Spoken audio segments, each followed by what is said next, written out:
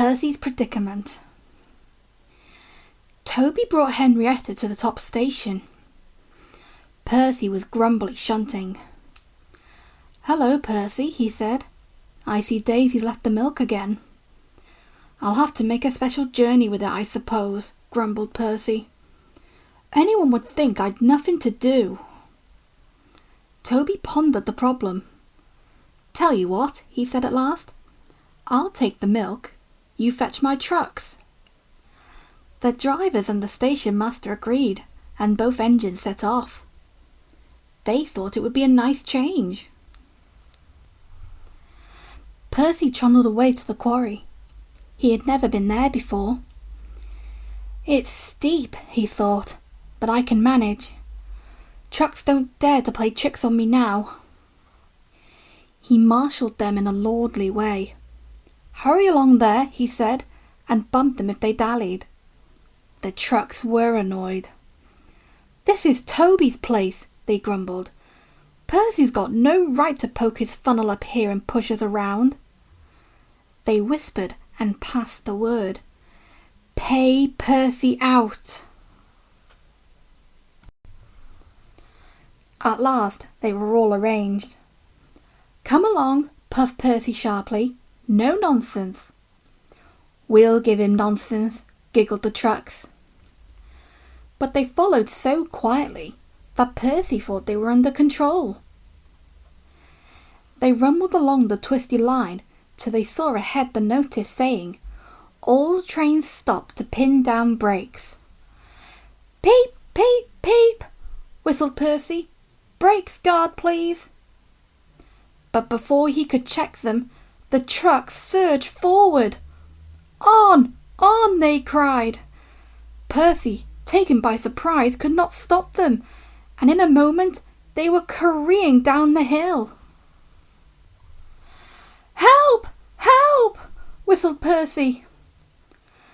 The man on duty at the street crossing rushed to warn traffic with his red flag.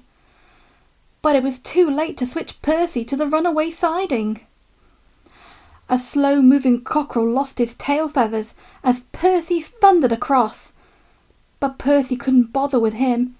He had other things to worry about. Frantically trying to grip the rails, he slid past the engine shed into the yard.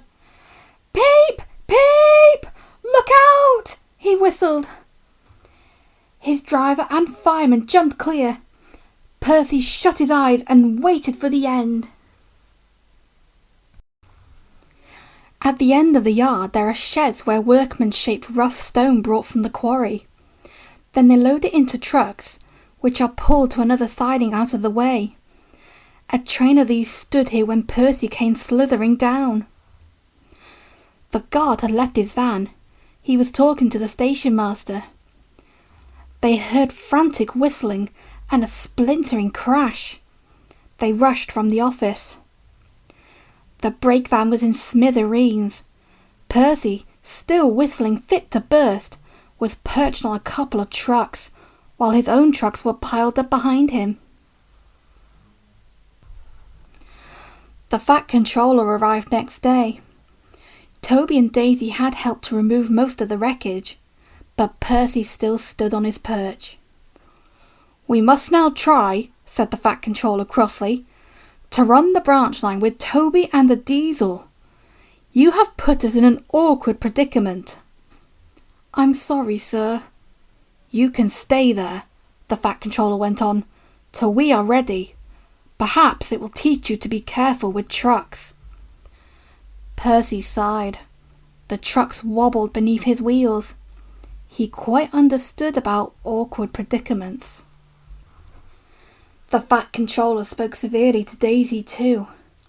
"My engines do not tell lies," he said. "They work hard with no shirking.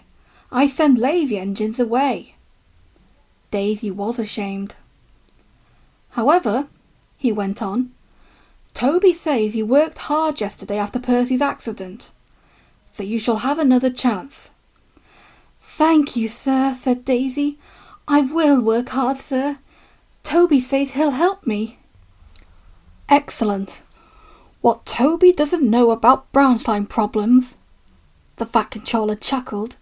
Such as, bulls isn't worth knowing. Our Toby's an experienced engine. Thomas came back next day, and Percy was sent to be mended. Annie and Clara were delighted to see Thomas again, and he took them for a run at once because they hadn't been out while he was away. Thomas, Toby and Daisy are now all friends. Daisy often takes the milk for Thomas, and when Toby is busy, she takes Henrietta. Toby has taught Daisy a great deal. She shooed a cow off the line all by herself the other day. That shows you, doesn't it?